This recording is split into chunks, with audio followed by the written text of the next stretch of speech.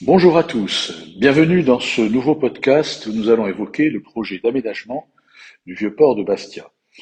Pourquoi ce sujet aujourd'hui? Parce que les travaux ont débuté, la municipalité a communiqué récemment un calendrier de livraison des deux premières tranches pour 2024, mettant en évidence le retard considérable qu'a déjà pris ce projet, mais aussi le fait qu'en 2024, il sera inachevé puisque la marine et le parking Pouillon n'auront pas été traités.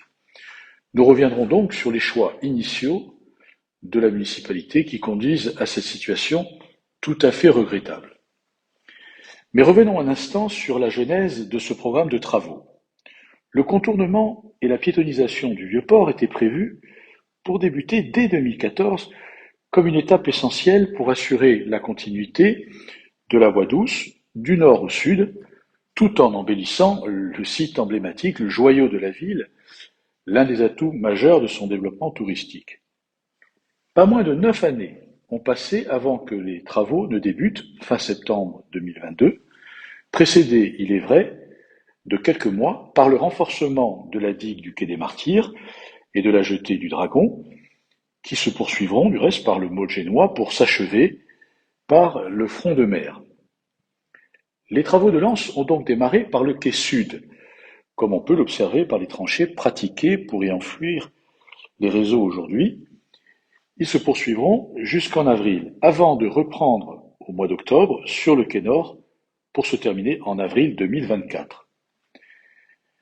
Précisons qu'il nécessite tout de même un financement global important de plus de 7 millions d'euros, dont 70% seront pris en charge par l'État dans le cadre du PTIC, ce qui mérite d'être souligné quand ce dernier est régulièrement critiqué par les exécutifs territoriaux et Bastia en place. L'État est partenaire quand on lui propose des projets pertinents et travaillés. Mais revenons au point noir qui vient aggraver le retard considérable déjà pris. Je veux parler du traitement du fond de lance de la marine, qui consiste à remplacer le parking du Pouillon par une belle place piétonne. Force est de constater que nous ne sommes pas prêts de voir cette belle illustration se réaliser, car la municipalité avait, jusqu'à l'année dernière, pensé supprimer purement et simplement le stationnement. Et devant le refus fondé des riverains, elle a fait machine arrière pour annoncer que celui-ci serait maintenu jusqu'à ce qu'une solution de parking alternative soit proposée au travers de deux projets de parking éloignés, celui dit des pompiers de la Cabotie et celui de la gare, renvoyant ainsi l'achèvement aux calendes et au-delà du terme de la mandature. S'agissant du projet de la gare, porté par la collectivité de Corse, nous reviendrons prochainement sur ce véritable serpent de mer que l'on nous avait laissé miroiter déjà des années en arrière.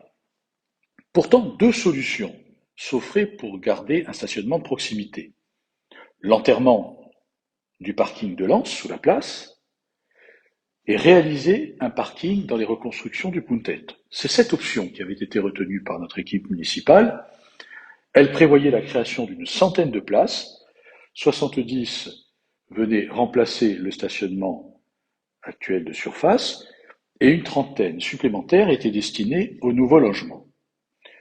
Là encore, le choix de la municipalité actuelle de remettre à plat la maquette du centre ancien a non seulement fait perdre de nombreuses années, et nous ne voyons toujours pas le bout des travaux, notamment au Puntet, mais elle prive aussi les habitants de stationnement et aujourd'hui retarde considérablement l'achèvement du contournement du Vieux-Port.